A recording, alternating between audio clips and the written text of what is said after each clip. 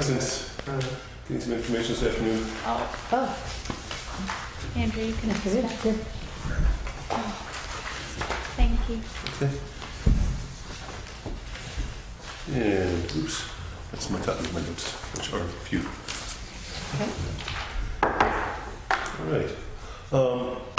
So I have asked Rachel to, if she would still be interested in being appointed as a commissioner, as Kimiko has not gotten back to us, and Rachel's obviously interested in here, and that counts for a lot, you know. 90% of life is showing up. We do still have an opening, so if there's anyone who anyone thinks of or wants to perhaps approach or suggest, that would be a great thing. All right, so take a look at what is on the agenda. I did add discussion of solar streetlights and municipal solid waste pickup. From what had been sent around. And Michael, originally the charge for this committee is to take action and report out to the village board on what that action will be as of June. In this case, I'd like to report out to them by next month. Here are the items we want to take on, and here's what we need you to do so that we can know which way to go. So I'd like to come out tonight, if we could, with an idea of what those topics will be. They could be items of individual interest or just things that are of group interest. So my thinking as far as documents and stuff that comes in would be to have Andrea, she did send out one email a month, so we're not getting 5 or 6, but maybe I think maybe the Friday or Thursday or Friday before the meeting, so we have the weekend to take a look at it. What sort of timing works? That's plenty Yeah, of that time sounds for me. good. Yeah, that's plenty of time too. Okay, so just make a note of that. Oh, that's right. And we did get this month information on solar streetlights, municipal solid waste pickup, and a grant program that might be appropriate for the Wallkill. So let's take them one by one. As I have heard Jason articulate it, we pay $65,000 a year to Central Hudson for the purposes of having electricity for our streetlights. That's about equal to the payment on a $300,000 bond. They're roughly equivalent. For $300,000, he asserts and has done the research to show that we could replace the 300 streetlights in town with solar units, which would get us off the grid. That 5-year program would pay off the loan in 5 years, and then we would have no $65,000 a year payment, and we'd have the streetlights. So, Do we have any payment after that? we would likely need to replace the solar streetlights as they wore out. There is the question: what happens if it rains for a week and we have no lights on Main Street? You know, that's a rare thing, but I think it should at least be discussed. Do we know anything about upkeep of solar streetlights, or, I mean, just, is there anything that needs to be These are done the questions we should be to asking. them regularly? So, So this is something that Jason has put a lot of work into, it sounds like. There's quite a bit of documentation there, so. And you said that the 300K bond would do 300 streetlights. this is what the mayor has asserted. He's done the research, and he's sent some of that around. It looks like the numbers work. Do you know how many streetlights there are in the village? We're talking about 300. Oh, so it would actually do all of the Yeah, streetlights yeah. for the 300. And I printed out one of the links he sent me. It came out and it printed in some different language, but at least you can take it. That's kind of what they look like. Yeah, where Michael and I were just, maybe Princeton, somewhere where they have them. And they're quite large. Like, Kind of weird looking. they are weird looking. Some of them less so than others. Well, and they can be customized. They can have whatever features you want them to have. So what would our role be in this now?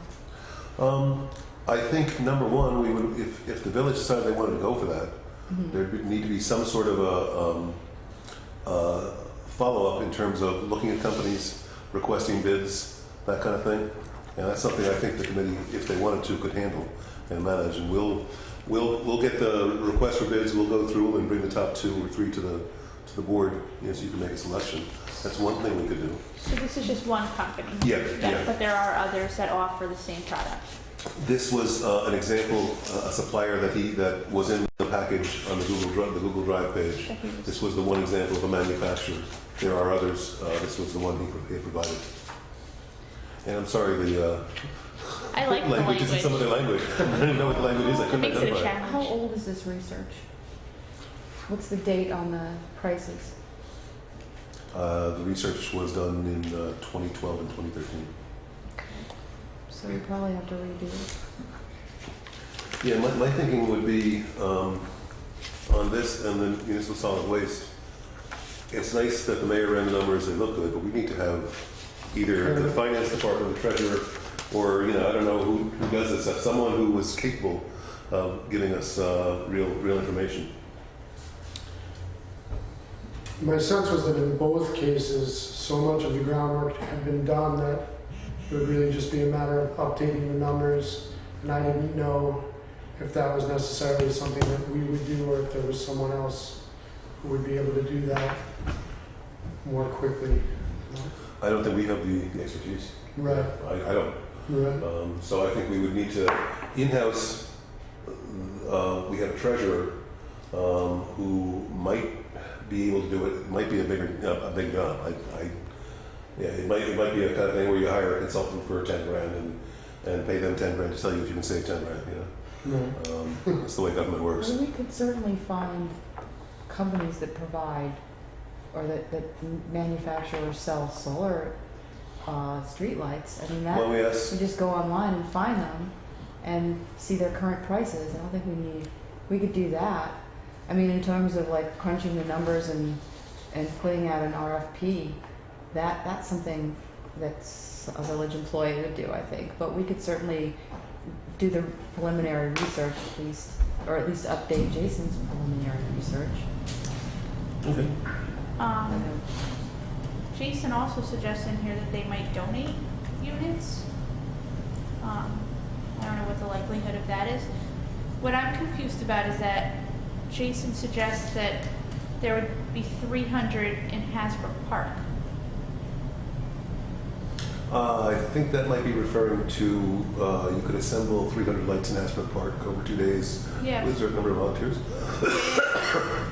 Oh, we would assemble them there, not put them there. I Oh, think. I was like very. I'm not looking at what you're looking at, but I think that's where Yeah, they're no, actually that's parking exactly what he it. says. So he's Okay. suggesting just to get the community together, Yeah. assemble them, and then is that something that we can, once assembled in the park, is that something that we can put up in the? Well, I think they're portable. Once they're assembled, you can have a trailer, take them somewhere where they can And just chuck them up? and go and take them off the trailer.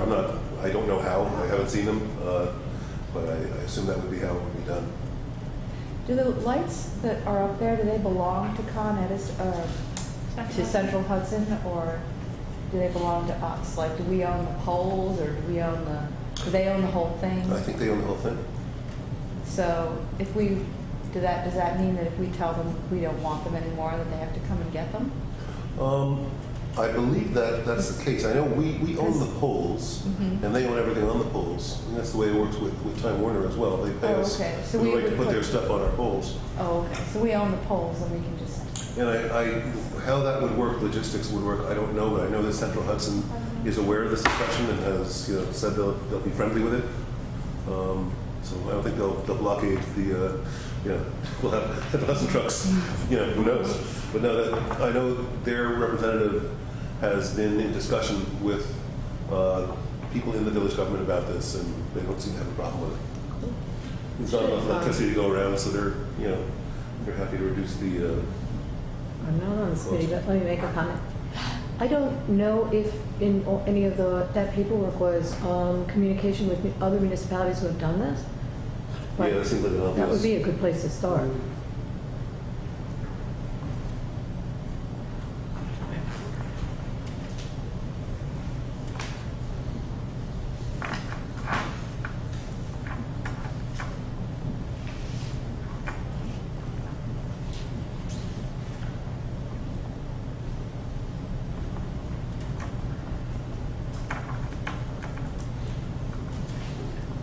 What I've got, and let me know if I missed anything, is I think if the village should get us this information by our next meeting, we could maybe go somewhere with this. What is the cost of maintenance compared to the cost of current maintenance, which is probably zero because Central Hudson does it. We have to update the numbers, find out how recent they are, and go online to look at what current prices are. We want them to communicate with at least 2 other communities that have done this and see what their experience has been. And somebody should get quotes online as far as updating those numbers. I guess those are 2 connected things. So now, obviously, getting like the updated or like getting, you know, some of the information on how much we're paying for maintenance, things like that, would be information that we would get from the village board. But would any of the rest of that be stuff that we as the commissioners would be, I mean, like, is it on the village board to seek out, you know, other municipalities who have done this, or is that something that we would do and then give information to them? I think that's up to us. We're a new commission, Yeah. and it's a question of, do we want to say Do we wanna empower take us, on- or we empower them, or some combination of the 2. I think in terms of time and ability, I think people at the state would have the ability to go online and check quotes and check them against the numbers that are in the estimates. I think it should be a professional to look at the numbers overall. Yeah, whether that be the treasurer or someone outside. So, but I think we can do the small ball stuff, and it's them take care of the big picture stuff. My guess would be free market being what it is, they'd be more than happy to provide us with different estimates, and if we gave them some numbers, they would give us some numbers probably pretty easily. Yeah, and we could ask them to invite 3 suppliers in to present to the village board. And, you know, what can you do for us? How can you give us an incentive to go with you rather than somebody else? Right. And I imagine that in communicating with other municipalities, we also might get some leads there on, you know, what we should be asking, or what, you know, what suppliers have been easier to work with and more cooperative. Could also get some answers on those repair questions. Yeah. What have they found with the cost of repair and maintenance? Rain, you know, if they've had any Right. issues with Outages. severe rainstorms affecting the So- energy source. Communication with other communities. Do we want to do that, or do we want to ask the village board to do that? I guess we would need to know what other communities have done this. That's the starting point. Does anyone in the village board want to do it? I mean, they might be busy or they might have other things they want to do. Are they gonna see that as like we just formed this and they're already making us do more work? Yeah. Well, Well, I mean, I could see.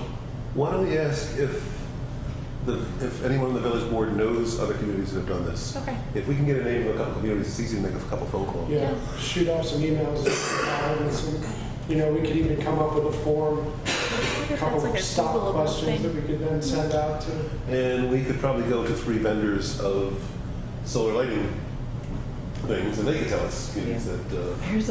That's true. Here's a New Jersey neighborhood. You happen to know what, Ted? It's in there, I'm sure. Okay. It's a New York Times article about people finding them in eyesore. yeah, well, you know what? The first thing I thought of when I saw those is they're going to have to take those flags down because flags are going to make a shadow on the solar panels. And as for the hanging flower baskets, I don't know. I guess you could put them on the other side. Put them higher, lower. I don't Depends know. on your definition of eyesore. If you find solar paneling to be attractive, I think it would look I- great with I think flowers. it's, I think modern touch. Okay, the village has 277 streetlights, and we're looking at getting 300. Right.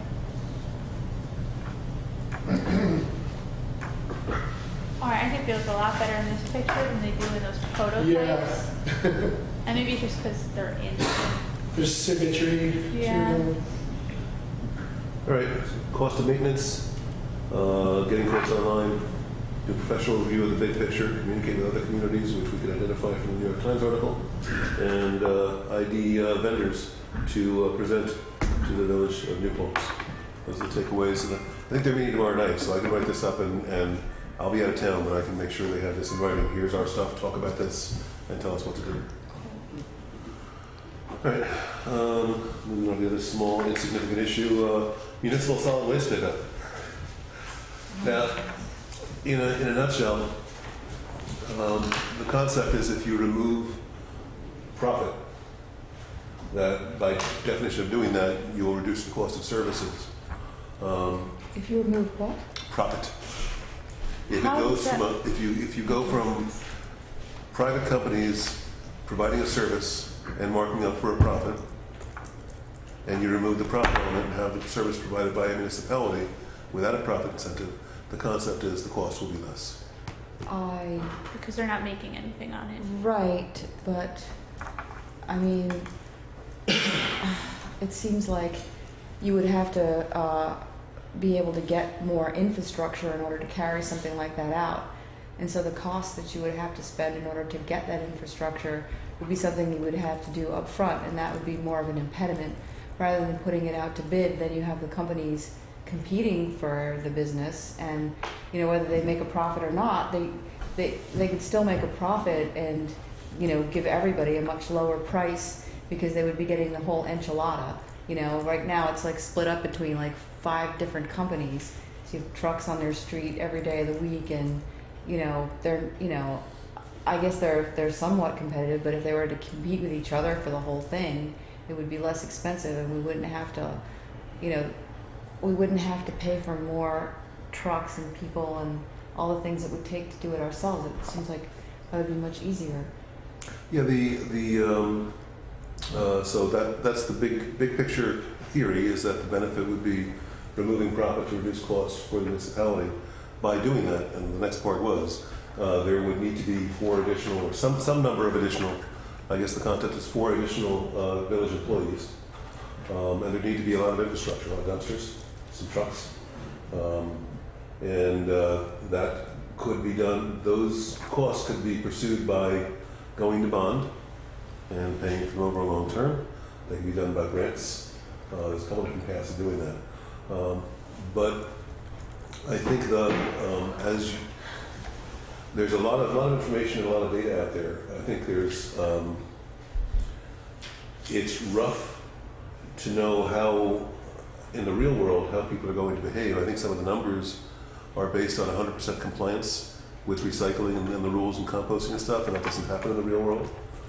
So I think that's another situation where if we could, and maybe it's been done, but if we could get some data from other municipalities who have done that and find out what their experience has been 3 years out. Have gone from private to Yeah. municipal. Is there any way you could do one while you're finding out about the other? Because it seems like, the lights in the trash. well, no. I mean, couldn't you RFP the entire, you know, taking the garbage for the whole village to one company while you are trying to figure out how you can do it with your own infrastructure and how you can get grants, and because that seems to take a lot longer, you know, like, and it would be sort of an interim solution at least. You know, think about how much less fuel is going to be consumed by one truck, you know, as opposed to what we have now. So the hybrid kind of model would be not to go directly and 100% to municipal solid waste pickup, but to contract one company, have a competitive bid, and say whoever can give us the best price for this service, you can get our village's business. I thought about that too, and I think that's good. The one concern I have about that is because of the additional infrastructure trucks that would need to be part of the equation. I'm thinking the large mega companies would be in the best position to make a competitive bid, and I think the smaller local companies would be at a disadvantage. We could maybe live with that. That's just I think waste management. They got plenty of trucks. They get shipped around. I don't think a company like the one out of I live in Robeson, for example, and I don't have any connection with any trash companies. But if they were to take on the entire village, I'm guessing they would need to purchase more infrastructure. Maybe we should make that their problem and not ours. I would say so, but I mean, I can tell you this, I work for a giant institution that puts out there they have like garbage pickup, a huge amount of garbage pickup because they own houses all over the place. And then they offer the same discount to their employees on whatever garbage company they pick. And it's changed a couple times. So they do compete, and it's possible for a company, like several companies, to be able to do it. We've had 2 different companies so far. We had Waste Management and then now Royal Karting. So Royal Karting must have offered a better deal. And I suppose then next year a different company could offer a better one. I don't know. Yeah, I don't see anything wrong with the competition model too. In the interim at least for sure. In the interim, I'm not saying it's like the final. Obviously, it would be better to have our own system, but I would hate to say, okay, we're not going to change anything until we can get our own system.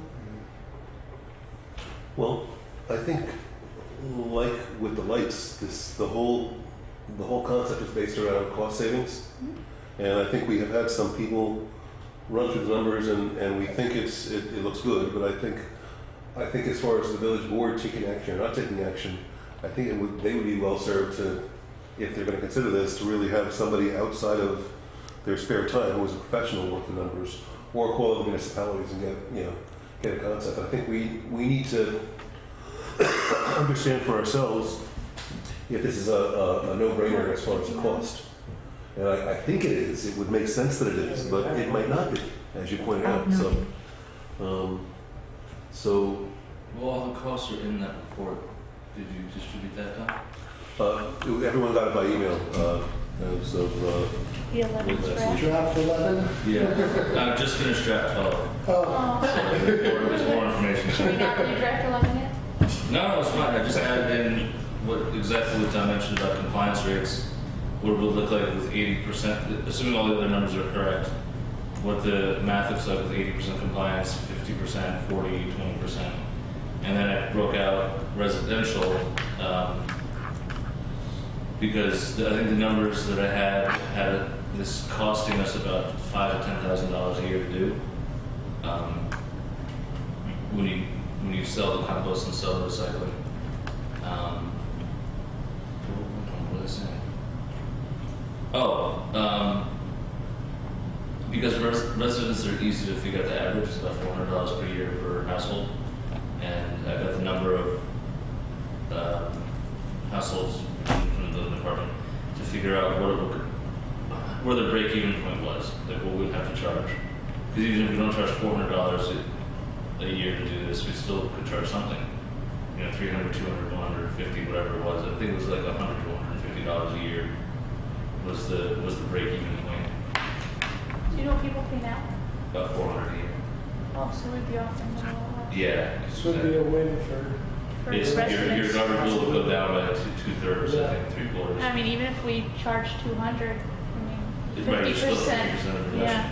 And that doesn't, it was 200 if you got the average for the commercial, because you have to do it basically business by business, because each business has a different pickup and a different load. So the Gilded Otter is a lot different than Isabella's Treasures, you know, Yeah. commercial properties and garbage that they produce. So that's why I just did the cost for the residences and not for, but that's coming in version 12. And, Stay tuned. yeah, stay tuned. Exactly. When There's you- more charts. When you give all the numbers for the compliance, like different compliance percentages, do we know what, like, generally municipalities, like what the compliance Not yet, is? but I just haven't asked yet. Okay. There's 3 women who have been helping me work with these numbers. Kumiko Link, who's the environmental scientist with the EPA, Terry Labeck, who's a sanitation specialist with the DEC, and is actually the person who would be approving all of the permits that we would need for this. And Laura Pettit, who runs the Town Recycling Center. So the 4 of us have been basically, I've been writing drafts and sending them to them for their feedback, and you know, what am I missing in that conversations. well, I'm glad to hear, because you would be the person to ask questions on it. You put a lot of time into this. I noticed in there. I wrote this thing from scratch, so I have the whole thing memorized, backwards and forwards. Well, there's a misplaced comma on page 14. Yeah, that was intentional. I just didn't pay attention. So I noticed there was reference to intermunicipal agreement with the town. This is the village program, though, so that would be for the town recycling center? Because it's a town recycling center, we would need one. And also, it's the best place to do the composting. And Laura Pettit is probably the best person to oversee at least part of this, along with Lou, our head of public works. So we basically it would be an intermunicipal agreement to use their facility for more than we're using it for now. which is nothing. You know, this is whatever. It basically would be the same agreement as whatever the waste haulers have to drop off garbage. Well, I think as I frame the issue, this issue is going to come down to the 400 versus the 150, the current cost versus the proposed cost, and how secure are you right now that those numbers would withstand really aggressive? You know, if someone was really against this and wanted to attack the You numbers. can't. I mean, well, you can. I mean, they wouldn't hold up. It depends on what you mean by hold up. You can't figure out a lot of this without physically counting everything. So it's more matter of is the margin of error acceptable rather than whether the numbers will, you know, it may be 390, not 400, or you know, something like that. But And do you know of municipalities that have recently made this change that we could talk to and get some yeah, real well? we spoke to myself and two of the guys from the public works department went to Waterloo that did this just in the last 5 years. The city of Kingston is public, so I've been talking to them. Were they private at any point? Not in living memory, probably. But But they can give you a good read on what the cost is of the yeah, what it municipality. is for an existing system that's been around, and so does Waterloo. The trouble is that no one has done the curbside composting element to it. Waterloo started a pilot program, but it's not. It's just tiny. It's not worth. I mean, there's some interesting numbers, but it's not citywide. What is the benefit to businesses to compost? I mean, we know what the environmental benefit So that is. we get the money, basically.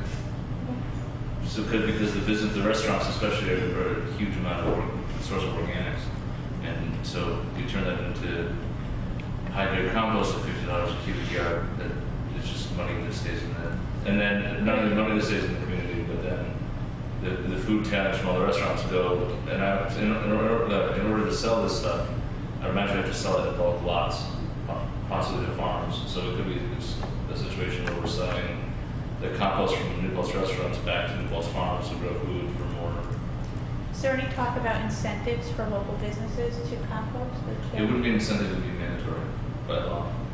And how important is that component to the whole economics of the piece? Is that It would have makes to it more expensive, makes it less expensive? The composting Yeah. less expensive because it's a revenue You're source. selling it. Yeah. And those numbers are in there too. And I'm gonna double check the revenue numbers because it has I have it at $50 a cubic yard or $50 a ton. I can't remember, but I have to make sure that that's accurate and that's not just the highest grade you can possibly make. Or I got to make sure that we could produce something high enough to sell for $50. And then there's the revenue for the recycling. I have to make sure because it changes with commodities markets. So at one point I got a number of $35 a ton for the recycling, another for $20 a ton. So I don't know where it is at this moment. So I put it in 25, thinking it's kind of on the low average side for estimating purposes. And you may or may not know the answer to this question.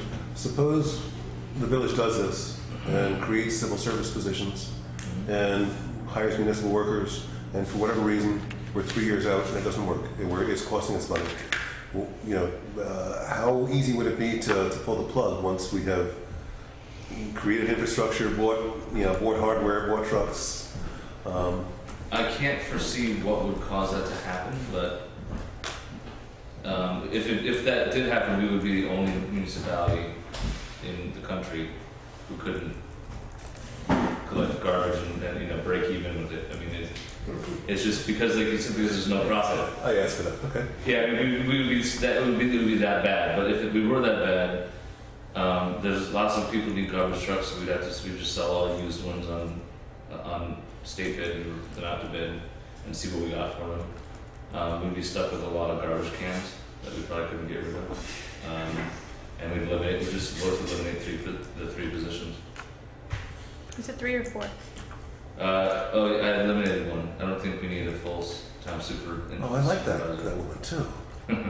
Just kidding. Yeah, I got rid of the supervisory role Um, because DPW used to be bigger than it is. with the same superintendent.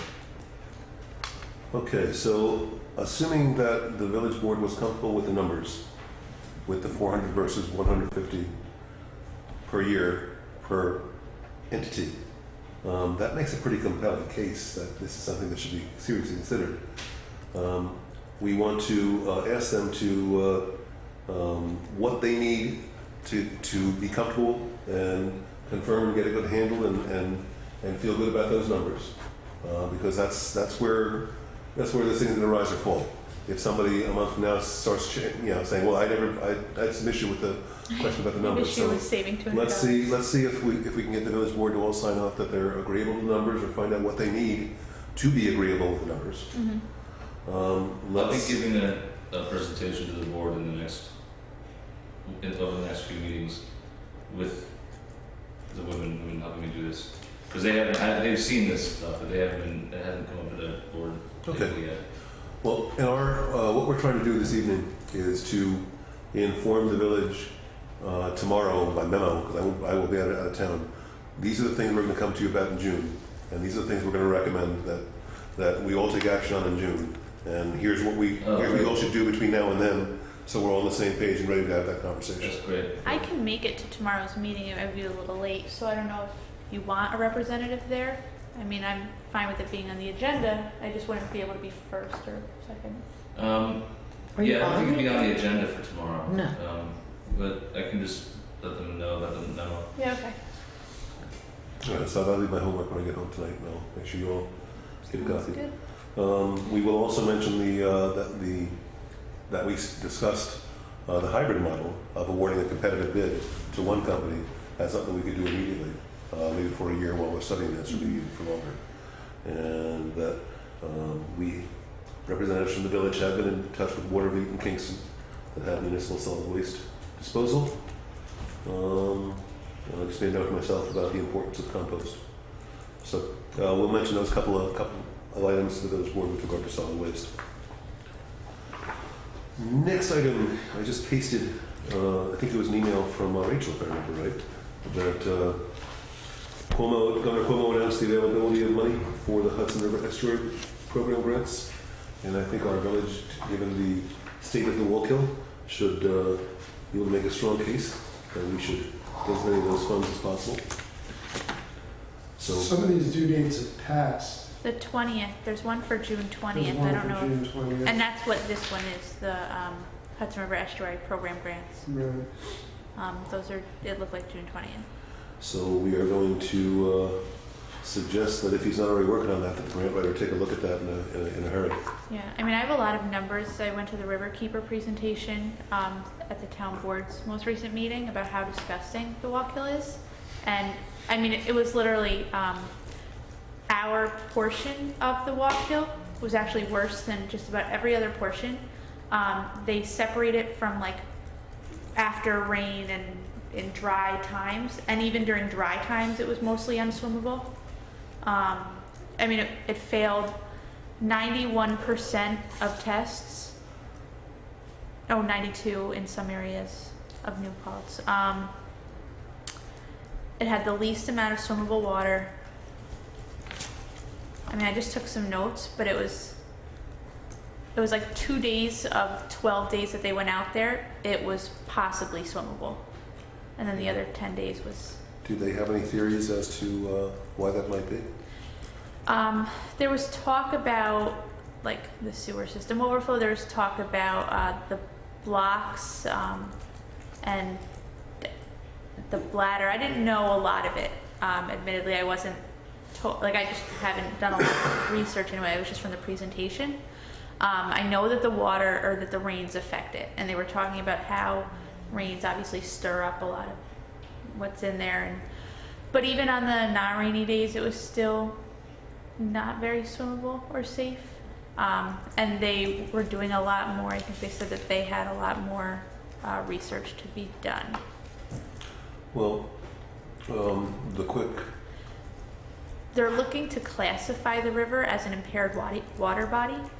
That was one of the things that they had brought up, was that they needed to classify it as I believe it was 303D. I don't know if you Yeah. know the details Because on then it that. would be under the Clean Water Act and the state Right. have to act on it. So that's what they're looking to do, is in doing all these tests and in getting these numbers, which are really bad, is to classify it as an impaired water body. It was classified as a C, right? And now it's been demoted. They didn't say that it That's had what- already been demoted. They were saying Or that's what they're looking going to do. demote it. Yeah. And the source, they didn't say that the source was mainly our sewage treatment plant? That's I And would what ask else, for what that. other effluent do we have?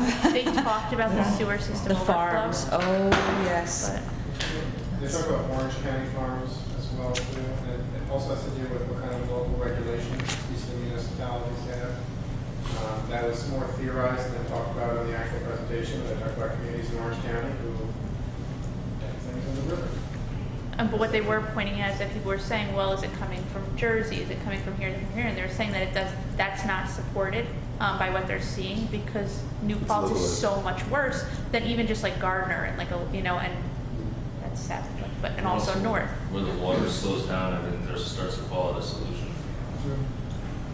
Because of the dam and river. Offline, Jason, I had asked, do you get a chance to speak to Lou about the gentleman also taking a look at the wastewater plant? Or do you want to talk about that offline when there's no camera? What? There was a local resident who's a wastewater operator who was asking about taking a look at the plant. And, Yeah, I think, didn't I have him call Katie? you said you were going to speak to Blue and see if it was okay, Oh, but I haven't heard back. no, I haven't, I'm sorry. The way our wastewater plant is designed to work is over time. The system creates the right conditions inside that plant to make the perfect condition for bugs to grow that eat poop. That's essentially what happens. And when there's an inflow of rainwater, that process over time doesn't get a chance to happen. It just gets all stirred up and it kind of, So I could imagine that we have some concerns there. And the plant is pretty much near capacity. And if there is any more great construction in the area, we would need to build a new wastewater plant. And there's no more room on that footprint. It's not like you can build a 3-story, wastewater plant. So that's a real issue. And I will. What we're trying to do is things offline, try to take a look at it and see if maybe anything that we're not doing that we should be doing. So I'll report back next meeting. There is a meeting tomorrow night when I am also out of town of the EMC, and Rachel in the Environmental Management Commissioners or Committee. Since Yeah. you've attended before and I haven't. I haven't attended for a long time, Okay. years ago. Well, Rachel had turned me onto the group. I have got on her email list. Essentially, it's a monthly meeting from local towns and communities in Kingston of people with environmental interests and specialty and positions. As I have not attended the meeting, I can't tell you more than that, but I'll get there. This is the second month since this committee has been formed where the meetings are at night where I can't make it. Maybe next month. Yeah. A minute ago, there was discussion of coming to the village board about grants for the estuary program for the river. Our grant writer, we'd have to find a new grant writer or another one, because our grant writer is busy with water and sewer grants from now till the end of the CFA process. It used to be that there were a lot of grants all through the year, but now most of them have been put on one deadline in June, sometime in the summertime. Yeah, we talked about that last So meeting. we had to use him to go out to our $500,000 sewer line replacement grants, instead of any new projects. So there's one guy, Steve Dennismore, if someone is interested in looking for a new grant writer. But we've never worked with him before. And it would be most helpful if you guys had something very specific, like what you want to put a grant for. And if you're looking for ideas, I can write down and just leave with whoever's interested in the Wallkill. There have been 3 recent studies that were done. One, the Wallkill Valley Management Plan, Northern Wallkill Biodiversity Study, and Southern Wallkill Biodiversity Study. And all of them have things you can do, action items or legislative items or whatnot. But anyway, I'll write those down if anyone's interested. North Ulster what and South Ulster what? There's a northern and a southern Wallkill River biodiversity assessment. Okay. I mean, the thing that we've talked about before is I think I have. rain gardens, I'll have to look at whether I. which I don't know if that's what he's talking about, but, I mean, basically, if we can find a way to keep the rainwater and the, all the runoff out of the sewage treatment plant by diverting it into rain gardens and other, beaver impoundments, of course, would be the best thing. But if the water can be diverted, then it won't go in there. It's probably the most specific, cheapest, easiest way to at least mitigate the problem with the sewage treatment plant. We've talked about that for many years. There's a number of different ways that rain gardens could be put in. Basically, you created a sort of plant environment, an aquatic environment, so that the water gets naturally absorbed where the water runs when you have a heavy rain, and then it doesn't go into the system, or less of it goes into the system. And something that was discussed in conjunction with the sewers running over the consent order and stuff, or? No, we no. have two stubs for them in Hasbrook Park. When we did the drainage work 2 years ago, we left. It's all engineered underground, so just we need the demo kit using the grant application. It's just, We need the actual rain garden on top of the drain where it's supposed to go. So we've got that work done already. so you have enough But we don't done have on enough to that. write that grant, so if you wanted to take it There's a on. specific You have the thing. drain for it, you just need the garden on top. I don't even know how much it costs. It could be just a few $100s. It might not be a lot. I would imagine that the drain itself is the expensive Yeah. part You of were saying that. drain gardens? I thought you were saying rain garden. Rain gardens, Yeah, but, okay, yeah. but it's It sounds like saying, there's a draining system under it. yes, In this case, in Hasbrook Park, there is, yeah. right, So I would imagine that would be the expensive part, so that's already there. right. Putting the garden on top would seem logically to be cheaper Yeah, and easier. than doing the. It would be a Like, doable. the hard work has already been done and the expensive work has already been done. So, just to be clear, so Jason, you think that the major locations where there is stormwater going into the river have been addressed by that project, or? Okay, No, it's It's just just we an just example. happened to be doing a drainage project, and a couple of the board members wanted it there. okay, okay. It's just something small that you can do. I mean, when you ask for a grant, you have to, ask for a specific chunk of money for a specific thing that you're going to do. Yeah, yeah. That sounds like a very good one. So the issue is with this grant, for the June 20th deadline, our grant writer is busy with other grants. We would need to identify someone to do it and to write the grant between now and June 20th. And Jason, you mentioned a name. Yeah, Steve Dennis, mom. Okay. And the suggestion was to identify for Steve the Wallkill Valley Management Plan, the northern and southern Wallkill River biodiversity plans, as basis for writing a grant to get us money to address problems with the Wallkill, and specifically grants for rain gardens. That's the specific. You want to put out there? And what's Steve's last name? One more time, Jason? I think it's DENISMORE. What's unfortunate is that I'm sure that as Riverkeeper goes forward with what they're doing, because they are continuing, they will have recommendations about what can be done about those levels that they're reporting. But as of that presentation last month, they didn't really have any. Well, maybe look into a grant to hire a Riverkeeper or another organization like them to monitor the Wallkill. Yeah. Call Riverkeeper and see. Well, I mean, they really already are. They're Right. out there But twice I a think they were month. saying that you could always do more testing or something, Yeah. whatnot.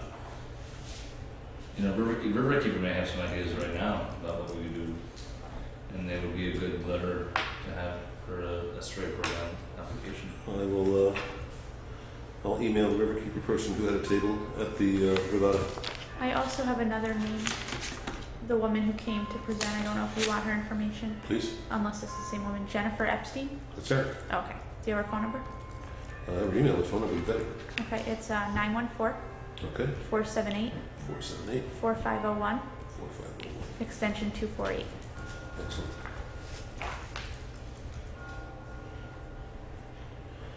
Jennifer John, you mentioned something by email, and the idea was seeing if there was some interest on the part of the village board to prohibit the use of plastic bags in our stores. The original idea was take a look at ShopRite and Shop and Stop, but they're not within the village.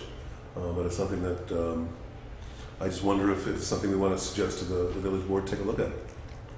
My only concern would be, and I don't know anything about the cost for stores of having plastic bags versus other types of bags, or, I mean, I just don't know if that will actually be hurting small businesses in saying you can't use plastic bags. Now they have to find another source of, wrapping product, or, and I don't know if that's like such an added expense that that would be a huge, difficulty for them.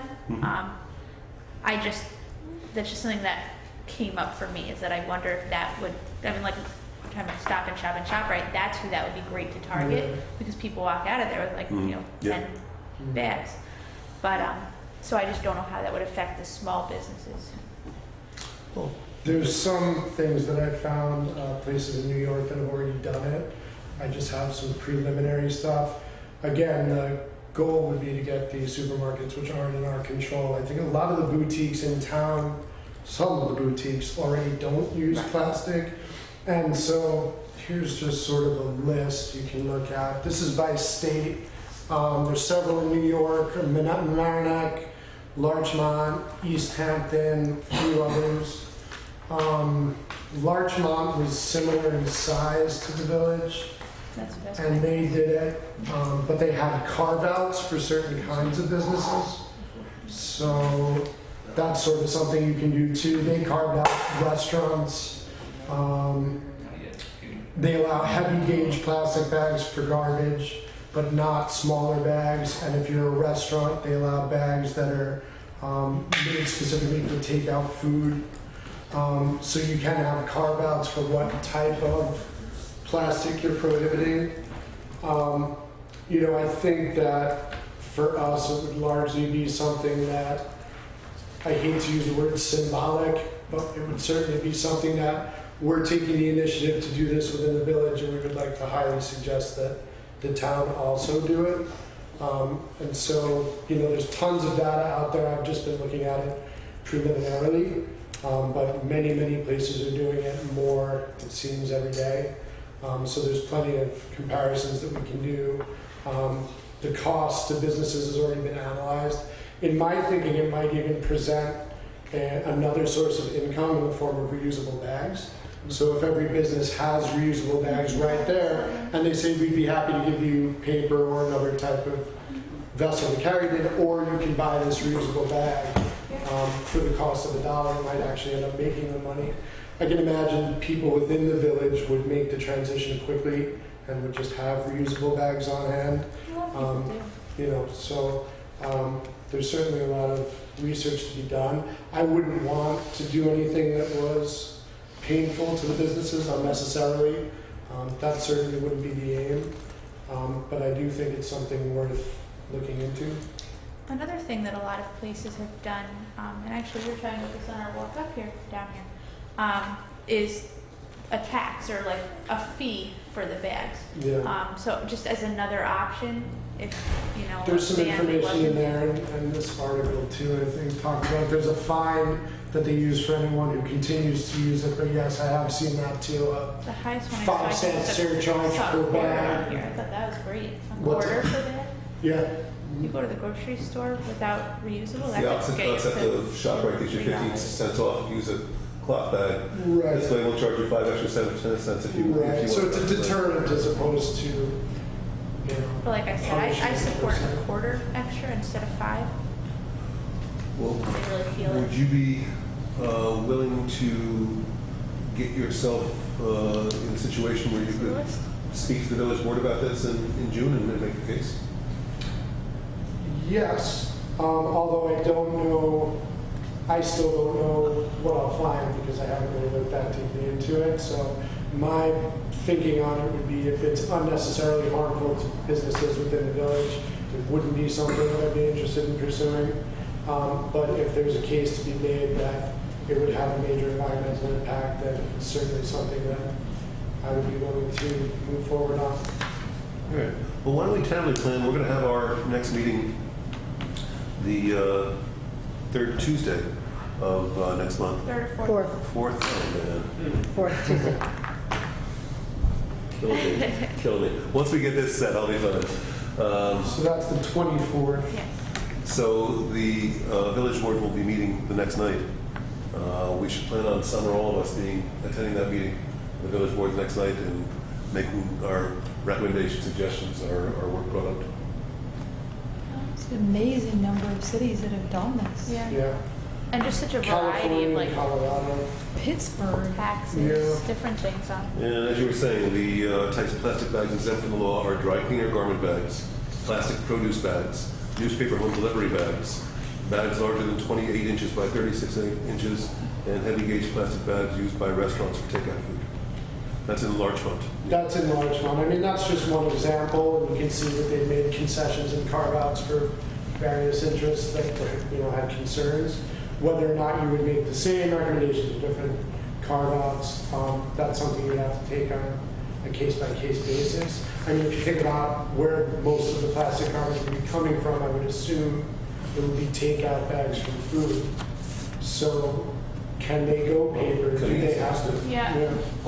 I mean, what I was wondering was how. Yeah, that's right. That's just one of the stores. They want to put it in a plastic bag, and it was That's true. tiny. It's like, no, thank you. I would want to know how Larchmont's businesses compared to New Paltz. Like, did they have grocery stores? That kind of thing. Correct. And Absolutely. I'm sure that you could easily call Larchmont, like look up small Yeah. shops and just say like, I know that they implemented this. Has this affected your? There's so much information out there. I'm sure we could find a place that's more similar and has similar concerns. Yeah. Better than Larchmont that we could compare with too. I don't know. Larchmont could be great. Yeah, I mean, there's plenty of places to go. A lot of options. And I'm sure a lot of the legwork's been done in terms of, well, are you really helping the environment if you're using that many more brown bags? That's another question. It's a philosophical and a data question, so. And of the 5 municipalities in New York, 2 of them, Larchmont and Rye, are not too far away. And Yes. it's not. So, okay. You guys talk to Julie Robbins from the Downtown Business Association. I think her email is Julia J. Robbins, 2 B's, at Gmail. Sean, I think this is a great idea. I mean, I think this will take off. People can't stand seeing plastic bags flying around. Mhm. I think they're really going to be able to hoard it, and it's easy, and it's being done. Yep, I would recommend that you really go for this. absolutely. Cool. Great. I think, And feel free to read the local law that you want to. Just, you can find the sample local laws from a lot of these towns and just change the exemptions to what you want. Right. And then you guys can present that to the board. Hmm. But instead of making concessions in your mind ahead of time to objections that haven't been raised yet. Does that make sense? You could canvass every business, so you at least engage them in the conversation and get it started and Yeah, make. this would be Sounds something like we could fun. have those researchers involved in too. Find out what the consensus is among the local businesses in Yeah. terms of what they see the impact being on them. And, when I had my first conversation with the village board about this commission, Tom Rocco said, we expect you to do something. So I think they're looking for us to, push them and jumpstart some things. Mm-hmm. This would be a good example. Well, all these things we're talking about. There's a program for energy audits, and John, I know you're educated and involved in that, so. So I know that the village board has voted to support the Green Jobs, Green New York initiative by RUPCO. There's actually going to be, on the same date of our next meeting, June 24th, that's a tentative date, a meeting, it's sort of a community presentation on the 10% challenge that they're trying to put in place in New Paltz, or that they have made the decision to put in place in New Paltz, which is a challenge to get 10% of households to have a home energy audit, which is free if your household income, I want to say, is below like $150,000 a year. And then beyond that, they work with you on the rate. But, so they wanted to try to get 10% of households to have an energy audit, and then beyond that, 10% of those households to do some sort of, to make some sort of effort to change and to improve their energy efficiency. So I don't know if we want to have a presence at that presentation. Like I said, the village board has voted to support this initiative. As far as I'm aware, and Dan can probably speak more to this, the presentation on the 24th is going to be involving RUPCO, NYSERDA, the town's ENCB, which is sort of like their equivalent of what we are. So I don't know if we want to make any presence there or have any part in that. I think if you'd like to, I mean, you've been involved in attending. If you'd like to continue and do so, and come back to us, keep us posted. I attended a presentation by RUPCO a few weeks ago on the on energy audits, and they had some people from private firms that do these projects. They presented. They also had a resident of Rosendale who had gone through all of this and had made changes to her home to become more energy efficient, saving her money and also making her home more environmentally friendly. And so she spoke as well. So that was one thing that I thought was a great idea. The other thing that had come up in a conversation that I had with Ariana Bosco is the possibility that in all of the villages' mailings, like in their bills that they get every 2 months, we could include for a very low price, like a card or like just a slip of paper saying, this is available to you at no cost. It's an energy audit. It can tell you how to lower your energy bills, and make your home more energy efficient. So, if it's just a matter of putting a slip of paper in with their electric bill that they're already getting from the village, it's sort of like, no cost, and encouraging them to take these steps. It's really amazing to see Central Hudson working so hard to get people to use less energy. Way cool. Way cool. Who does the audit? What are your options? You apply through RUPCO, and I don't believe, and you know more about this than I do, it's not RUPCO that does the audits. RUPCO, if you get approved, so you apply, you fill out the application, once they've approved you based on your income, you get, I believe it's that you sort of get funneled to a private contractor. There are contractors that are contracted through the state of New York that are certified to do the work. You can choose from them. There's a number of local ones in our area. The thing is that they'll come in and they'll tell you what you need to do. It's then on the homeowner to decide if they want to implement some, all, or none. But then beyond that, they will also tell you that there are different ways that can be funded. So one of the things that I was talking to, I might have been talking to Mike Courtney about it, he's with RUPCO, is that they have programs where, let's say you were to use solar energy, or you were to make some change to your home based on these recommendations. What they will do is take the amount of money that you saved on your monthly or bi-monthly electricity bill, and that is the amount that you pay for whatever it was that you implemented in your home. So your monthly installments are whatever you saved. That way, when you get that bill, you're not paying anything more than you paid 2 months ago, but you're paying off the solar panels, or you're paying off the, whatever you're implementing in your home. So, because people talk about how, I'd love to do this, but I can't afford to make this change, or I can't afford to do this. But the only financial burden on you is that you're not getting the savings that you yet. So it's paid off by just paying the difference between what you saved. Yeah, I think there's a lot of institutional support for people doing energy audits. It's a free service, Yeah. and then there's a lot of programs out there to, once things are identified, to help finance them in a way that is as painless as possible. Right. Because everyone's on the same page here. If we can reduce the amount of energy being used, that's just good for everybody. So that sounds good. If you would attend that session, let us know How things went? It's a We tentative will- date, so my only concern might be that it might be on the date that we have our next meeting. Okay.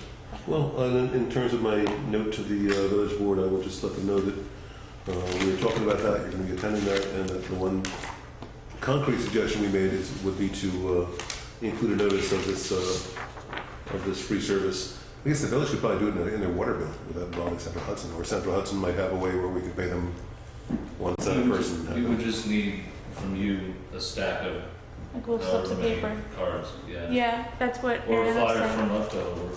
Okay, Just a little slip that says, you know, do you want this to be lower? gotcha. All right.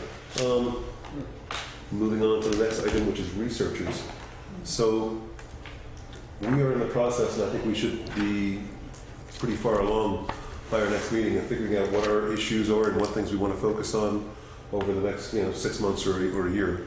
Once those are defined, the way this committee is set up, we are to recruit or identify, and I certainly be willing to help, but the commissioners identify 2 researchers, and they could be lay people, they could be people who have some professional connection or skill, but 2 people who could help them learn what they need to learn and know what they need to know to pursue those goals.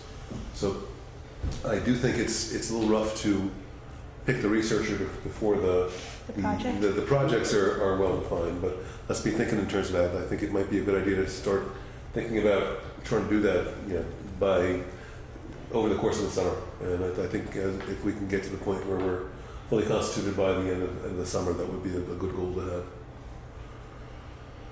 The other part of that researcher thing that when I wrote the law was because they don't have, only the 5 commissioners have a vote, so it's not much less responsibility, but it's less responsibility to be a researcher, and it's only a 1-year term.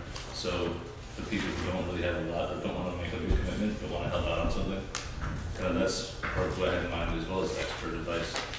Just like that friend of yours you have who just doesn't. You're not going to volunteer for something that comes with a 4-year term and lots of meetings, but if they want to do this, it might be an option.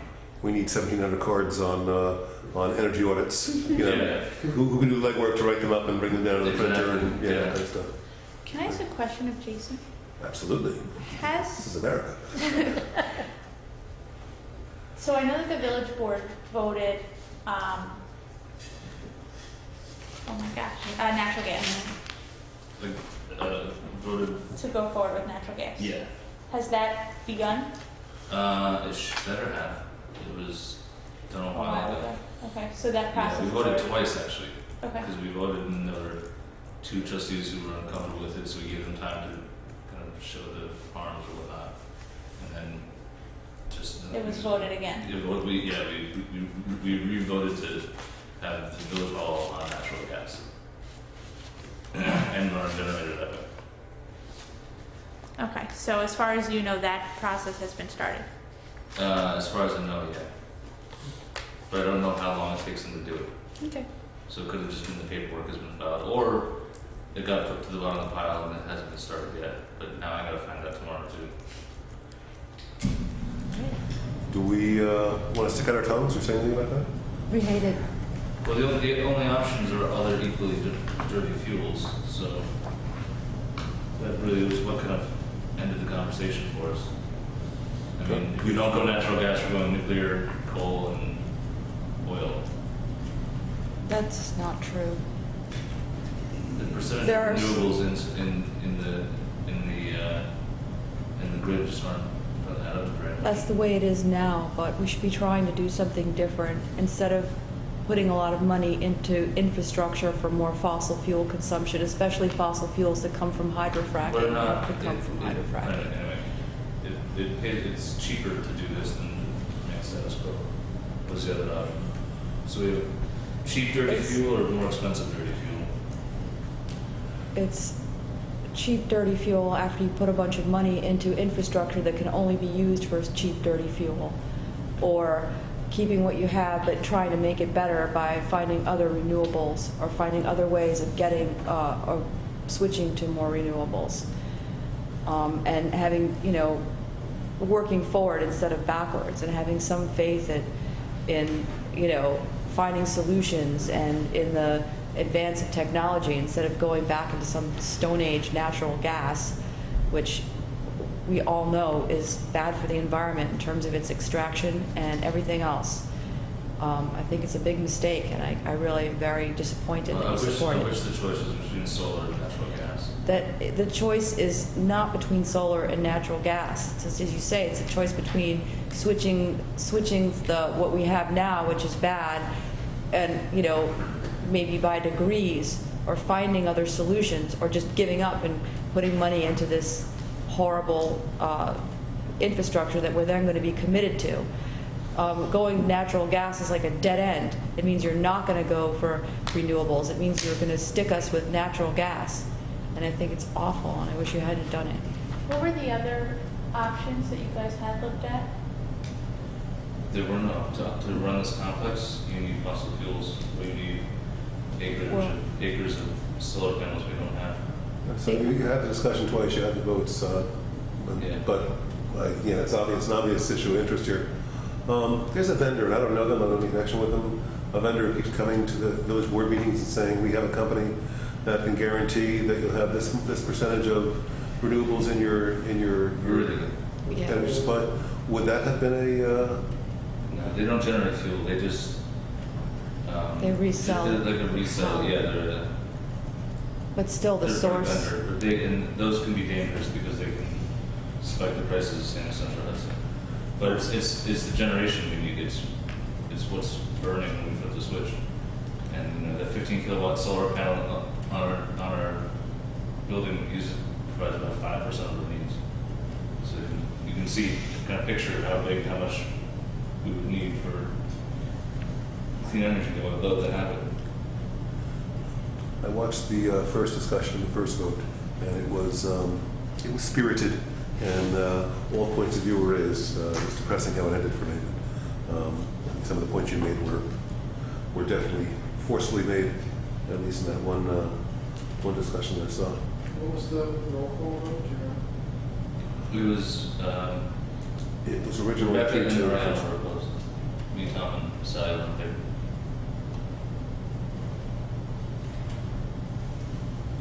Okay, Is there a way for us to voice our dissent? do that. I feel it pretty strongly. Well, the village did also at a point vote that you guys are opposed to fracking, hydrofracking, We passed laws against fracking in the village.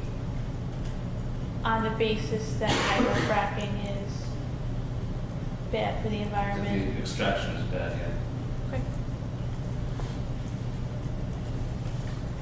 It's really hypocritical, I think, to then switch over to a system that's going to consume fuel that is likely to come from hydrofracking. And, well, we'll just have to disagree with that because everywhere we get fuel and everywhere we get electricity is dirty. There's no such thing as clean energy yet. It's only tiny fractions of it. So Rachel made a suggestion that do we want to make a statement on that? I will second that, so we can talk about it. You want to stick out our tongues? I'm comfortable doing so. Yeah. But I would just want to know that, I mean, Jason's saying that there are no other options, and it sounds like Rachel disagrees and that there are other options. So I don't necessarily want to stick out my tongue without knowing that there are other options, and it sounds like there are. I just think that we should see what those are and see that they are options before we say the village is wrong. Because, I mean, I don't know, I just want to see something more concrete before I stick out my tongue and say the village is wrong. I agree that it seems hypocritical to say hydrofracking is bad, let's go for natural gas. I think that that's concerning. I agree that it does seem to present sort of a paradox or an ethical conundrum. I also recognize, I would be comfortable certainly seconding that we don't believe in hydrofracking, that we don't support hydrofracking. I also would be curious to see what the alternatives are. We don't, may not even know what all the alternatives are. My point is that you're committing to this. You're committing to this infrastructure to burn natural gas, then you're not gonna find any alternatives, even if they exist and even if you know they're going to exist. You're closing the door. You're closing the door. You know that we have solar panels on the village hall, right? Yeah, I do. I mean, this is, we look. I mean, as far as powering. We look for everything that we can to get energy. I think on the agenda, or one of these, because I know Andrea and Don had, are my notes on creating a public power utility that would generate electricity from solar and clean energy, and replacing all our streetlights with freestanding solar wireless hubs. So there's things we can do. It just, in this case, You it can just find- came down to, are we gonna save, or are we gonna spend more money on dirty fuel or less money on dirty fuel? So that's really what it came down to for the majority. How about So, saying? can I ask a question? Yeah.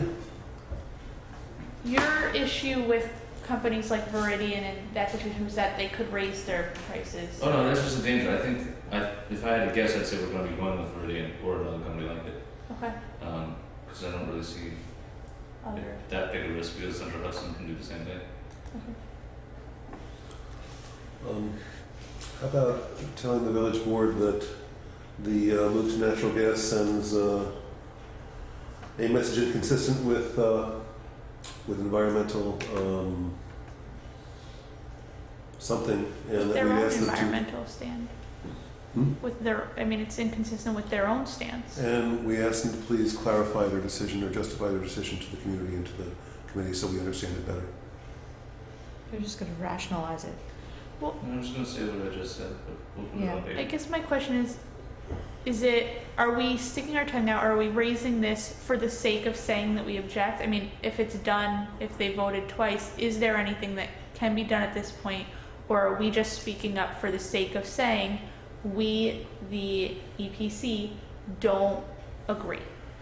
Because if that's the case, then that can just be done by us saying, we don't agree, it's inconsistent, it's not consistent with environmental, good environmental practices, that kind of thing. If there's something that can be done, then I think that requires more time and more discussion. I think what Rachel's point is valid, that it's disingenuous to say with one hand that we don't support fracking and then to make the move to use natural gas. So the other hand would be exactly what you bring up. Would it simply be making a statement, pointing that out, or making an even stronger statement saying that we don't support this change?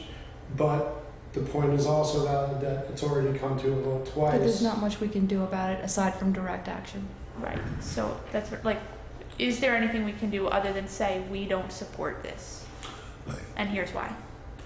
Based on what Jason says and That's our- me seeing, at least the first thing, I think they had their fight and they had their vote.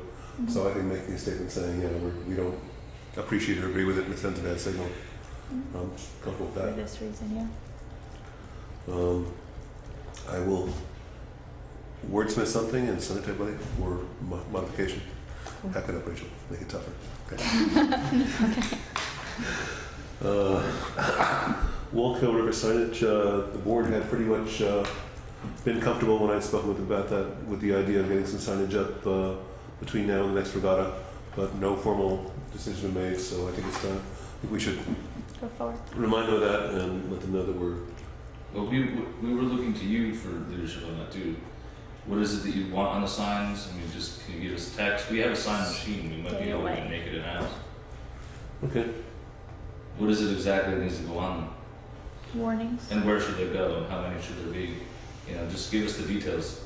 Okay. We're much more likely to do something if you've already done all the work. Gotcha. I think that might be a good thing too, if you're gonna reach out to Jennifer Epstein, Mm-hmm. to just to ask for her suggestion, because like I said, she spent so much time on that water, Gotcha. testing and, looking at what those levels mean, that she could probably give you a good idea of what a sign should warn, or what a sign should, Okay. say. And she and I had spoken about this prior to the regatta. We were talking about getting a sign up at the boat launch at the regatta. So I think it was kind of like really rude to tell people they're about to, that wasn't the right time. It's a festive event, what's happening, like you're about to get in a poop, Enter at own It's risk. not, yeah. But the two extremes were listing the exact compounds that were found.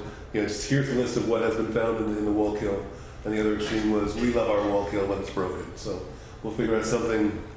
I will ask Jennifer what her suggestions are. It's a good I see idea. people fishing there, and I think this sign should be bilingual, and that they should have a picture of a dead fish, or a skull and crossbones. Exercise. Yeah, that's what I'm Upside thinking. down. Skull and crossbones. Skull and crossbones, a dead fish. Don't, at least, because think about it, okay, they're going to, swimming is one thing, but I see more people fishing there than swimming. Yeah. You're not going to their house for dinner? No. Story on this the other day, I couldn't believe it. They did a picture gallery on people fishing in the Wallkill. I thought the same thing. Who did? Before the Daily Frame, when there are galleries, they do like a photo series now. It's a new thing. And they had all these happy people holding up these big fish out of the Wallkill. Mhm. Oh, God. And they were glowing. Yep. Even in the paper, you could see it. I think Ryan Cronin might actually have a dead fish painting that maybe he'd be willing to. Oh, That would be brilliant. nice. Yeah. Could even make a little art statement out of it. So I'm trying to figure out whether the approach to the Wallkill is to have a regional approach and try to get together people from every town, from Orange County through Ulster County that has the Wallkill going through it to try to take collective action, or whether the issue is our wastewater plant. Well, I know that Dan has, There's probably elements of both. I'm trying to figure out which way to attack this issue. I know that And Dan is in the process of, with the town board, creating a board of local municipalities, residents, I guess, who are concerned about the river.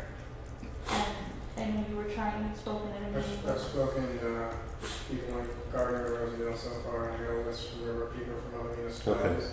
I was going to go down the route of the ENCVs.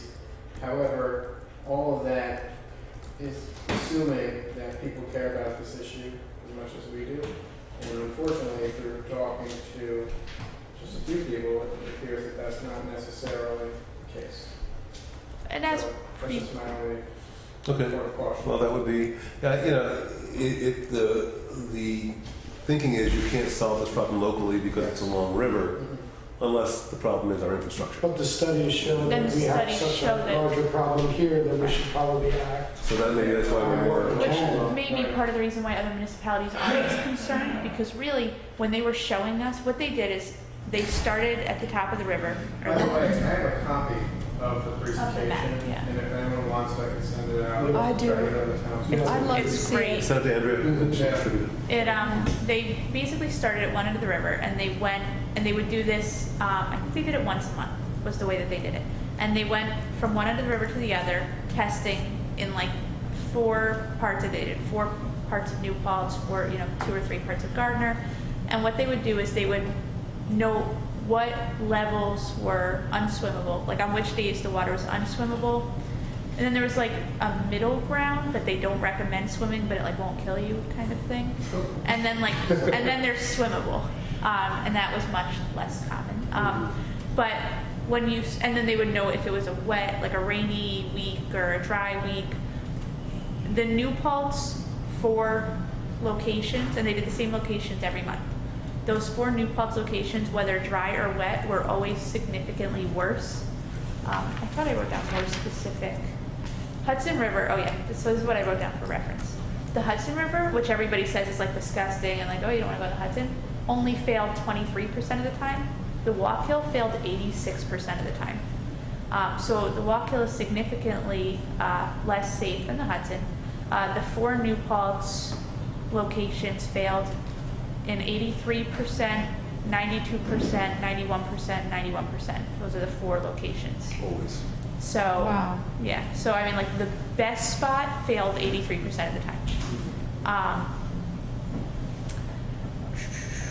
And like I said, they're saying that the data does not support that contamination is coming from elsewhere. So that does explain why other municipalities might not be as concerned. 1, because it's not as prevalent in their part of the river, and 2, because it's not, I don't want to say it's not their fault, but it might not be coming from their part of the river. So Wow, that's really powerful information. And You know, one of the, Rachel, please. No, it just occurred to me, you know, they're powering the country of Sweden on burned garbage. You could solve both problems at once just by burning garbage. Getting some really good scrubbers. Gotta love methane. And- I mean, they're actually importing garbage from other countries and burning it. Maybe we can get there. Imagine Newburgh has a lot of garbage. One of the downsides of privatizing a service, and we were talking about that with regard to trash pickup, I believe we contract a service company to operate our wastewater plant. And means when in situations, and I'm not saying this is one, where there might be liability, a contractor has less skin in the game than someone who owns the equipment. If they're just running it and things are not going perfectly, it's not their problem. So that's one of the drawbacks when you have somebody running something they are not responsible for. I'll come in, you pay me, I'll operate this thing on a contract basis. Not But going structural above and issues, beyond. not my job. I just come in to run it on a day-to-day basis.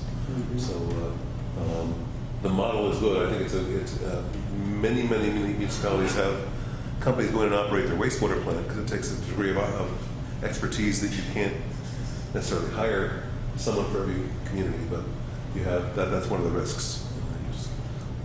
We will be continue talking about this.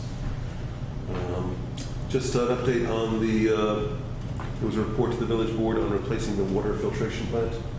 Our village drinking water comes from a plant up on Mountain Rest Road. As you're driving up to Mohawk, it's on the left. You can see a lake. It's a plant about halfway up, well, not even halfway, when you get past the four stop signs. It's on the left, like a quarter mile up. And that plant is spent. It's done with its useful life. They've looked at a couple different providers, and they looked at two of the big companies that provide package plants. They figured out what you need to have a wastewater plant, put it in kind of a trailer, a container, and they just truck it in and drop it off and hook it in. So the plan was to go with a system by a company called Paul. They're highly respected. Their stuff works. The financing was discussed. Had some questions because the projected life of the system is 25 years, and the bond would be over 30-some years. What that raised some questions. But the response was that the village pays its bonds early in almost every case. That even though they had the same length of bond with the existing system, that was paid off early, and that would be the plan with this. If for some reason it wasn't paid off and there was still some debt remaining, and the plant was at the end of its operational life, it's like when you have an old car and you're going to buy a new car, you roll the existing into the new system. So the finances seem to make sense. I didn't find any concerns or issues in the presentation. How urgent is it that something happened with the water filtration? I don't think you go. Yeah, I think it's at the end of its life, and with all the work being done to identify new sources of drinking water, there's going to be activity at that plant. It seemed to make sense to do this now for a lot of reasons. That and the fact that it was at the end of its life and could have begun failing at any point. So if they find another source of water, or if they decide to use Wallkill River water, or whatever they decide to do, there is maybe potentially going to be more water or a new source of water going through that plant. So it makes sense to have the well-working infrastructure in place. Did I articulate that right? Yeah, $4.2 million. But we got it at less than 1% interest rate. So Yeah, that's one good thing about the economy being tanked. yeah, it's the bond, our bond rating. I mean, it keeps this. We have a better bond rating than the United States of America. So if you can prove you really don't need to borrow money, you get really good rates right now. Yeah, exactly. That's a Doppel plan or something like that. Right? Okay, do you want to did everyone have a chance to take a look at the minutes from last meeting? And are we okay approving them, and any alterations, modifications, complaints? None that I saw. Okay. At the top of the page was timeline modification, which I think we've already spoken about. I'm going to suggest that we report out to the village board with action twice in the next year, once in December and once in June. And that we meet with them this June to kind of let them know what we're working on over the next 6 months. Should we be aiming to do something on the Wallkill River signage by that first reporting, or is that something we're gonna? Well, first reporting's tomorrow. Oh, okay, so. Or is it next month? No, their June meeting. Well, Jason's pretty much said if we tell them what to write on the signs and tell them where we want them, that would be what they would appreciate. I think we can probably do that by June. So I read this with a fine tooth comb, this law, and I actually found the reporting dates a little confusing because this is what it says. You need to choose the policies you're going to work on by your first meeting in June of each year. Okay, so that would be the end of June 2014. It says you need to report on the secretary has to file 2 reports by April 1st and by December 31st of each year. And it also says that you need to report on the progress on these projects to the village board by May. So I'm thinking that you can choose your projects in June and then you get like 6 months to work on them. We file a report in December, by the end of December. Then we file another report in April before the end of the year. I don't know what the May one, that seems like it would be the same as the April. Well, I think we file a report as I understand it, we file a report in April telling them what we're going to do by June, and then we come back in June and say, here's what we've done, or here's what we need you to do, or recommend you to do. Yeah, I think two of them were on the projects that are in progress specifically. Okay, That would be December and June, whichever two makes sense. okay, And then the other 2 were planning for the next year. I think. okay. Well, because the December one also has things about the budget, I believe, in there Right. too, right? Yeah. For the forthcoming fiscal year. Yes. Okay. So this year, since we didn't really form till April, we'll modify that a little bit. Okay, so let's talk about what is not on the agenda, what we want to have on future agendas, what we've missed. Any other topics that we want to bring up that we haven't gotten to? I have one. See, I talk a lot. Okay, I'm not supposed to say anything. I would like someone to find out for sure which items that come before the planning board are required to be reviewed by the Environmental Commission. None. None? Not until you're a board, which require, and this would actually be very easy to do. You need an open space inventory, and we have one because we have an open space plan. And we need a village open space inventory, and then the village board has to adopt that inventory. And afterwards, any project that impacts a parcel that's on that inventory has to come before this group for a formal comment. So until that inventory is compiled and a map is made up and Okay. all easily done, just takes labor. So nothing's required. Okay. And I've got 2 items that are part of the law that we haven't spoken about. And one is that this organization serve as a coordinator or focal point of communicator for outside groups, other groups throughout the area or community.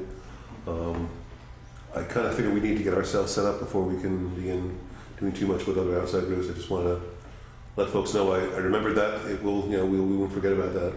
The other thing was related to what Jason said. We're supposed to compile an open space inventory. When Rebecca and I were campaigning about a year ago, we did meet someone. We knocked on a door and met someone who was a GIS specialist, lives in the village, and offered her services. We know where she lives. We don't remember her name. We know where she lives, and so that's one of this organization's charges. So I think that would be a good thing to pursue. Knock on that door again, see if that offer stands, someone who has worked for the city of New York in mapping out, various areas and regions and has some expertise in something I don't understand well. You GIS. could also ask the planner. Manheim. Okay. I mean, our staff are kind of at your disposal as long as you don't eat up all their time. But So as long as you're not camping out in her office for like 6 hours straight, you're fine. But other than that, Brendan knows JS, and the same goes for all of our consultants, the village attorney, if you have legal questions or things about a local law, etc.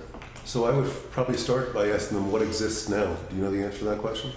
In terms of, An open space inventory or anything GIS? I think I made one, and that was the most that we had. Okay. Nothing GIS. Okay. Well, that seems like a. Well, we have To do. a wetlands map from Hudsonia. We have the town's open space preservation map. I don't know what would be on the village on that map, except for the Millbrook Forest area. Yeah, the But it Hudsonia could just map. be you guys deciding on your own and presenting to the board. Okay, that'll be on the agenda for next meeting. The Hudsonia map has all the And wetlands. we also have a large format flat print, so we can print maps that size. Too, if you find some online, even if they're not generated by us, if you just find a PDF that's big enough, we can print them poster size. So as I go through my notes and prepare a memo for the village board for this meeting, I'll also begin writing an agenda for next meeting. Open space inventory will be an item on the agenda. We can move forward with that. I think the communication piece that you spoke about will also come as the issues start to get fleshed out and the outreach you were speaking We're already about. speaking about Riverkeeper now. And, Exactly, so I think And you that's sort start of, speaking to small businesses. right, I and- think that'll be a sort of organic process. Yeah, I envision, and I don't know whether it's realistic or not, but I envision, maybe 1 or 2 meetings a year where we get everybody in the room and see who's dealing on what, who's duplicating effort, and maybe we can kind of John, get some do you coordinated have effort. plans of meeting with the town in the city? Did you have joint meetings? That had been discussed. I don't know much about that or who's on it, so that would be an obvious thing. If we're coordinating with outside groups, that would probably be one of the first to coordinate with. Now, they serve a very different purpose than we do. It is a slightly different role, yes, but it's the same philosophical views, and they can't, for example, if your bag potential wants something that they could render an opinion on board, things like that. So there is areas that they could certainly. Which is great, because you were talking about expanding that All into this the town. is more formal. Because I served in the town ENCC, and you just picked an issue. But this format is the result of the problems with that format, because it's just so open-ended. Yeah. That's why I figured small teams of 3 working on their issues. But they basically do the same thing. It's just they could either all work on the same issue, or we had like 6 subcommittees at one point working on various things. Writing legislation, we just got lawyers to come in and help us. Which I encourage you all to do. Writing, not getting lawyers. And lastly, there was a prospective member of the commission who just hasn't followed through, who was interested in taking on the issue of the Millbrook Preserve as an area of interest. And I wonder if there is any interest in taking that issue on and seeing if we can move that forward in some way. I know you had some input on that. It was We an spoke entire in the previous binder of meeting. it, so It's true. would anybody be more equipped? Um, Well, I don't, at this point, yeah, no, I'm interested. There were a number of things we talked about. There are only basically 2 areas of concern where you have possibly impending development, and it would just be a matter of, attempting to steer that so that it has the least possible impact on the watershed, which would mean, condensing it and keeping it away from the stream. And gaining those rights of ways. Yeah, well, I mean, that's all part of the that all has to be being more closely involved in the planning process, so that as the process moves forward, that the environment is protected, both in terms of, for the preservation of the environment in order to, clean the water and do all the other things that preserving wetlands do, but also in terms of the recreational capabilities and having them be somewhat accessible, legally accessible to the residents of the village. It's a matter of balancing those two things and having them be a part of the planning process early on, as opposed to what's happened in the past, which is the opposite of that. Reactionary, as opposed to. Well, yeah, the whole procedure goes through, and then, like with the case of Wooden Pond, the conservation easement was brought in at the last minute, even though there were 2 years that had elapsed where it could have been worked on. And it was delivered at the last minute, and then the planning board was pressured into accepting it, even though it wasn't acceptable. Well, is that an issue, do you think, with a year or two to work on it, we could make any sort of significant progress? I Well, don't even put you on the spot. I honestly, I'm not educated on it. you mean in terms of what? In terms of Well, identifying what parts of the preserve need to be protected? A lot of things have already been done. There's a lot of research that's already been done. There